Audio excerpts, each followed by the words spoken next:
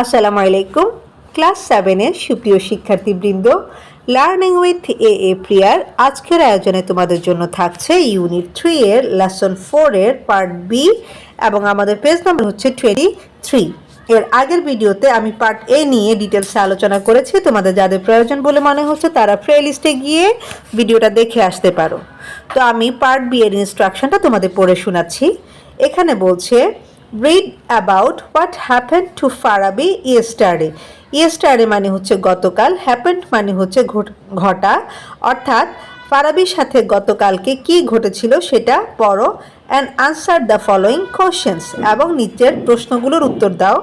অর্থাৎ এখানে আমরা একটা প্যাসেজ দেখতে পাচ্ছি। আমাদের প্রথম কাজ হচ্ছে এই প্যাসেজটা পড়ব এবং পরে আমরা এটা জানতে পারবো যে ফারাবির সাথে কি ঘটেছিল। যেহেতু আমাদের এই লেসনটার নামই হচ্ছে আ স্যাড ডে ফর ফারাবি। ফারাবির একটা কি দিন? খারাপ দিন। নিশ্চয়ই সেরকম খারাপ কিছু ঘটেছে ফারাবির সাথে, যেটা আমরা প্যাসেজটা পড়লে জানতে পারবো।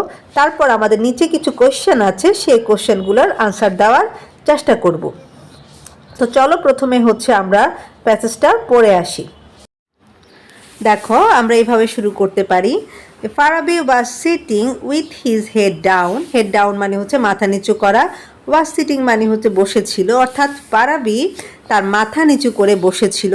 হি লুকড স্যাড, তাকে দেখে মনে হচ্ছিল যে তার মন খারাপ। His hair was untidy and ruffled. Ruffled মানে হচ্ছে এলোমেলো বা উস্কো খুস্কো বলতে পারি আমরা, অর্থাৎ তার চুলগুলো ছিল এলোমেলো এবং উস্কো খুস্কো। It was clear he did not brush it at all মানে হচ্ছে আদৌ, অর্থাৎ এটা পরিষ্কার বোঝা যাচ্ছে যে সে আদৌ তার চুল আঁচড়ায়নি। এরপর দেখো, এখানে বলছে what happened Farabi, are you okay asked Flora. অর্থাৎ ফ্লোরা তাকে অবস্থায় দেখে জিজ্ঞেস করলো যে ফারাবি তোমার কি হয়েছে। হ্যাপেন মানে হচ্ছে কোনো কিছু ঘটা, বা এখানে কি হয়েছে বা কি ঘটেছে এরকম বলতে পারি আমরা। তুমি কি ঠিক আছো? তখন সে বলছে আই এম সো শকড। আমি খুবই মর্মাহত। ফ্লোরা আমি খুবই মর্মাহত। I don't want to talk said Farabi. Farabi বলল কি, আমি খুবই মর্মাহত এবং আমি কি করতে চাই না, আমি কথা বলতে চাই না। তখন আবার ফ্লোরা বলছে বাট ইউ হ্যাভ টু, কিন্তু তোমাকে কি করতে হবে? বলতে হবে। Any pain or sorrow is like a load in the mind. Pain মানে হচ্ছে কষ্ট, সরো মানে দুঃখ, মাইন্ড মানে হচ্ছে মন, আর লোড মানে হচ্ছে বোঝা। অর্থাৎ যে কোনো দুঃখ বা কষ্টই হচ্ছে মনের উপর একটা বোঝার মতো। If you tell or share it with your parents or friends. If মানে হচ্ছে যদি, অর্থাৎ যদি তুমি এটা তোমার বাবা মা বা বন্ধু বান্ধবকে বলো বা তাদের সাথে শেয়ার করো, it will be lighter. Lighter মানে হচ্ছে অধিকতর হালকা হয়ে যাওয়া। তাহলে কি হবে? তোমার এই কষ্টটা হালকা হয়ে যাবে। তার মানে হচ্ছে আমাদের যখন কোনো দুঃখ কষ্ট হবে, আমরা চেষ্টা করব আমাদের বাবা মা বা ফ্রেন্ডদের সাথে শেয়ার করার জন্য, তাহলে আমাদের দুঃখটা কমে যাবে। এরপর বলছে দেখো, অন দ্য আদার হ্যান্ড মানে অন্যথায়, if you don't share it, যদি তুমি এটা শেয়ার না করো, the load will become heavier. Heavier মানে হচ্ছে আরও বেশি ভারী হওয়া, অ্যান্ড মোর পেনফুল এবং আরও বেশি কষ্টদায়ক হওয়া। যদি তুমি কি করো? শেয়ার না করো, তাহলে এই বোঝাটা তোমার জন্য আরও বেশি কি হয়ে যাবে? কষ্টকর হয়ে যাবে, আরও বেশি ভারী হয়ে যাবে। So please tell me. Please মানে হচ্ছে দয়া করে, সো মানে হচ্ছে তাই দয়া করে আমাকে বলো। হোয়াটস রং, কি ঘটেছে? ফ্লোরা ইনসিস্ট মানে হচ্ছে জোর করা। তো ফ্লোরা জোর দিয়ে বলল বা জোরাজোরি করে বলল, তো তাই আমাকে দয়া করে বলো যে সমস্যাটা কোথায় বা কি হয়েছে। এরপর দেখো, Farabi looked at Flora. Farabi ফ্লোরার দিকে তাকালো, অ্যান্ড সেড এবং বলল, one of my friends Harun is our school football team leader. আমাদের স্কুলের একটা ফ্রেন্ডের নাম হচ্ছে হারুন, অথবা হারুন নামে আমার এক স্কুলের বন্ধু, যে হচ্ছে আমাদের ফুটবল টিমের দলনেতা। Yesterday he just dropped my name from the coming inter class football tournament. Yesterday মানে হচ্ছে গতকাল, he just dropped my name, সে কী করলো, আমার নামটা কেটে দিল বা সরিয়ে দিল from the coming inter class football tournament, তাদের যে আন্ত ক্লাস যে ফুটবল টুর্নামেন্ট হওয়ার কথা সেখান থেকে তার নামটা ওই তার বন্ধু হারুন বাদ দিয়ে দিল। I wanted to know Y, আমি জানতে চেয়েছিলাম কেন, but he did not even talk to me about it, কিন্তু সে আমার সাথে এই ব্যাপারে কোনো কথাই বলল না। তো এটা আসলে খুব মন খারাপ হওয়ার মতো একটা ঘটনা, যেহেতু সে এই দলে ছিল, ফুটবল টিমটাতে ছিল, কিন্তু তার নামটা কেটে দেওয়া হলো। এবং কেন কেটে দেওয়া হয়েছে সে যখন এটা জানতে চাইলো তখনও কিন্তু এই হারুন কোনো কথা বলল না। আচ্ছা, এই যে আমরা প্যাসেজটা পড়লাম, এখন এই প্যাসেজের প্রেক্ষিতে আমাদেরকে নিচের এই প্রশ্নগুলোর আনসার দিতে হবে।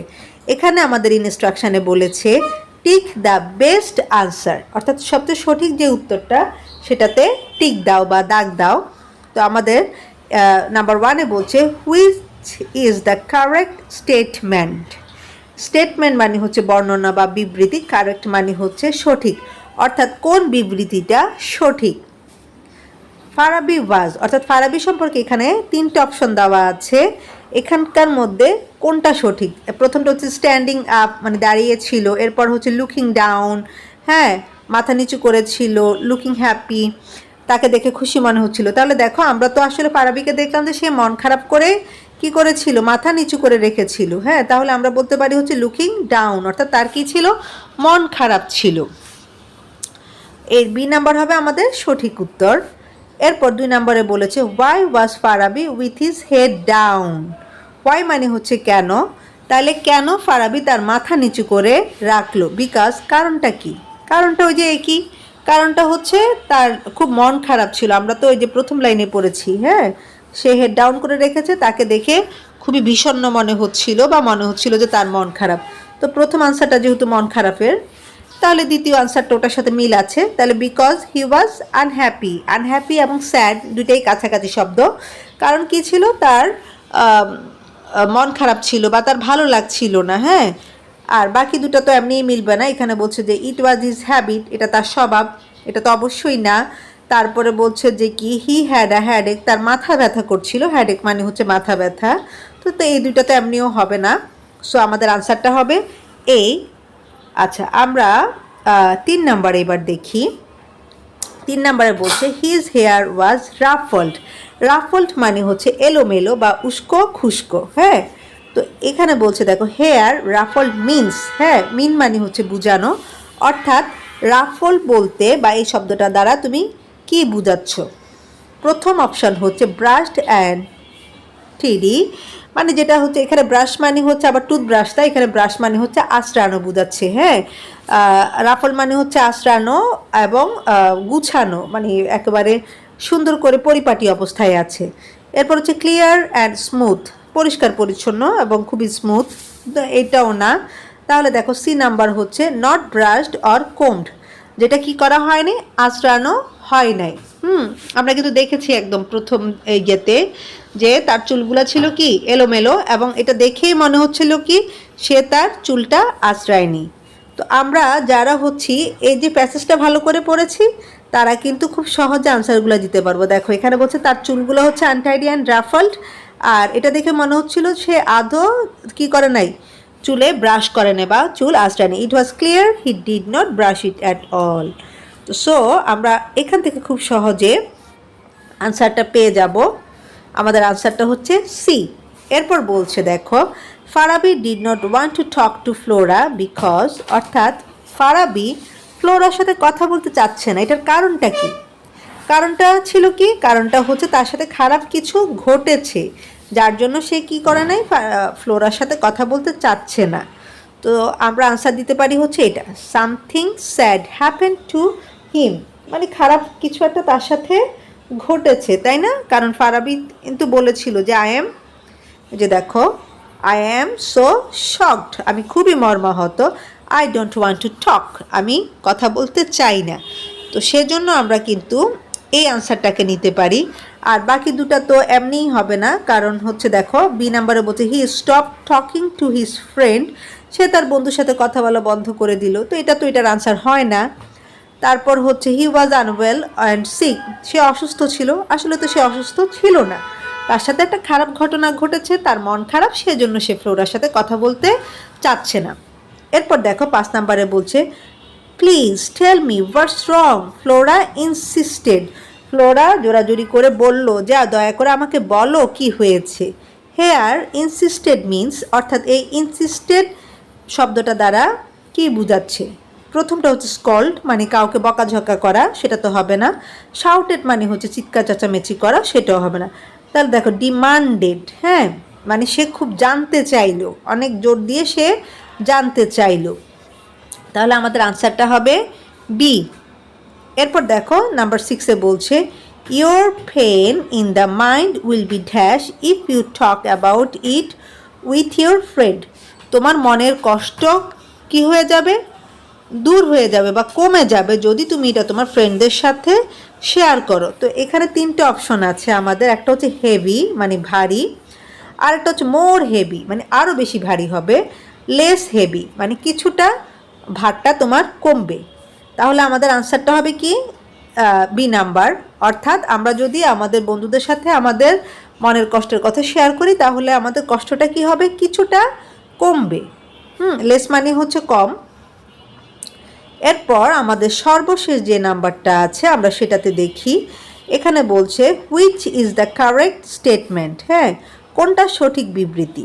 প্রথমটায় বলছে যে Farabi was going to play in the inter class football tournament, হ্যাঁ ফারাবি কি করছে, ফারাবি যে ইন্টার যে ক্লাস বা আন্তঃ ক্লাস ফুটবল টুর্নামেন্টে খেলতে যাচ্ছিল। হ্যাঁ আমরা তো সেরকমই দেখেছিলাম, যেহেতু তার ওখানে নাম ছিল, কিন্তু হারুন কি করলো, টিম লিডার হারুন তার নামটা কেটে দিল। তারপর আমরা বাকি দুটো অপশন দেখে নিই, Farabi and Harun were not going to play in the inter class football tournament, Farabi এবং হারুন দুজনের কথাই বলছে, এখানে দুজনেই হচ্ছে আন্তঃ ক্লাস ফুটবল টুর্নামেন্টে খেলতে যাচ্ছে না। সি নাম্বারে বলছে Farabi and Harun use to play in the inter class football tournament, Farabi এবং হারুন এই মানে আন্তঃ ক্লাস ফুটবল টুর্নামেন্টে খেলতো।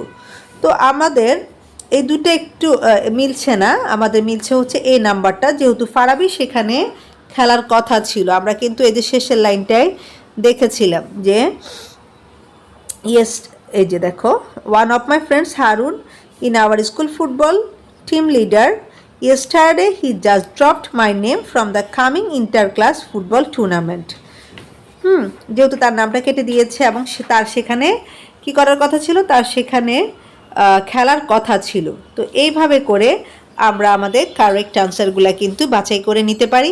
তো আজকের ভিডিওটা আমি এখানে শেষ করছি, পরবর্তী টপিক নিয়ে খুব শীঘ্রই হাজির হব। কিন্তু যাওয়ার আগে আজকের টপিকটা তোমাদের কেমন লেগেছে সেটা অবশ্যই জানতে চাইবো।